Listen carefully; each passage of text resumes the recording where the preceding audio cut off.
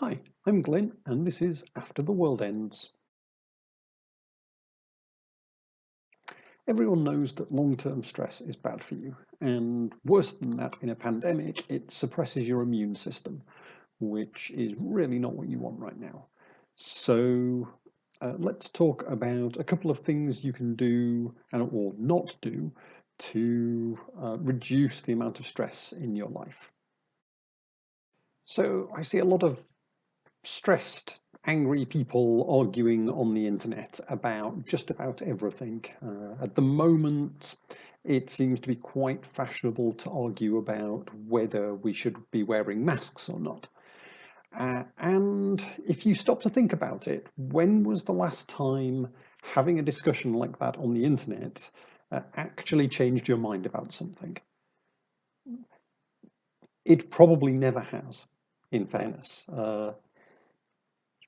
Internet discussions are notoriously toxic, and partly this is because of the dehumanizing effect of having a screen between you. So all you're really accomplishing by disagreeing with someone who's wrong on the internet is increasing your own stress levels and taking time away from solving the real problems in your life. Uh, the the fundamental problem with internet discussions is that uh, you tend to see people as caricatures rather than fully rounded people. That it's easy to dismiss someone as a liberal snowflake or a jackbooted Nazi, and you don't, whatever their kind of political views or views on the thing you're arguing about, they've presumably come to them because of their own life experiences and because of the information they've been exposed to themselves. And so, yeah, you're not going to win them over, and trying is an exercise in self-sabotage. Sometimes the only way to win an argument is to just not take part in it and save your mental capacity for something more important.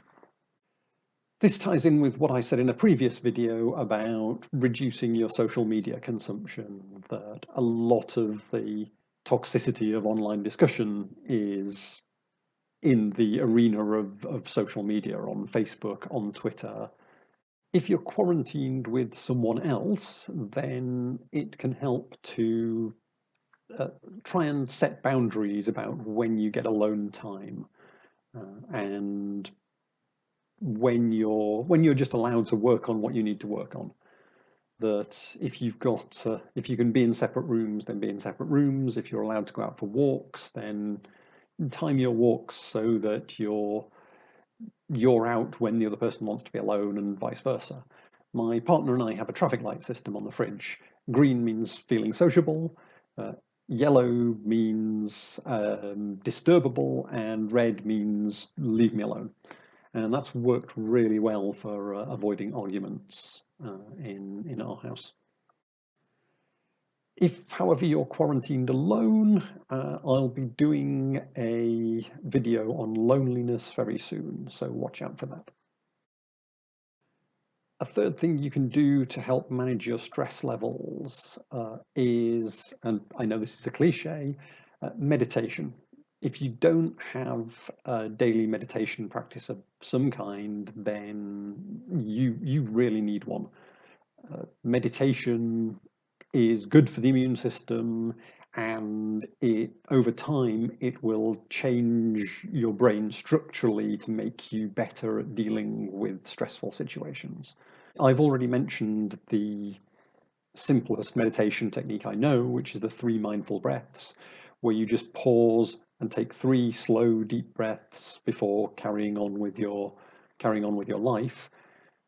But there's a lot of other meditation techniques out there, and a quick search on YouTube, you can find one uh, that is suitable for you and that fits into your life.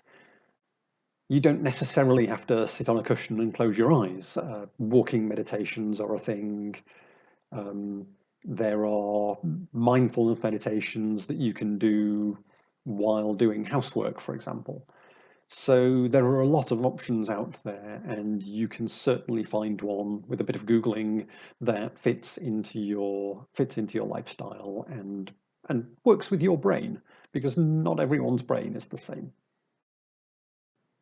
Along with meditation, there's also exercise. It's easy to forget to do exercise when you're confined to the house, but there are exercises you can do at home. For example, if you're fairly fit and used to exercising, you could do a high intensity interval workout at home quite easily, just using body weight. You don't need any special equipment. You can find any number of workouts and yoga routines um, on the internet. And yeah, if you're allowed to go out, then go out, go for a run, go for a walk.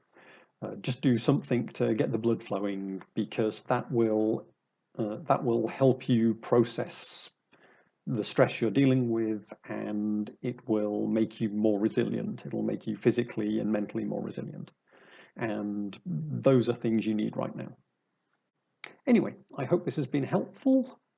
Thank you for watching, and see you again tomorrow.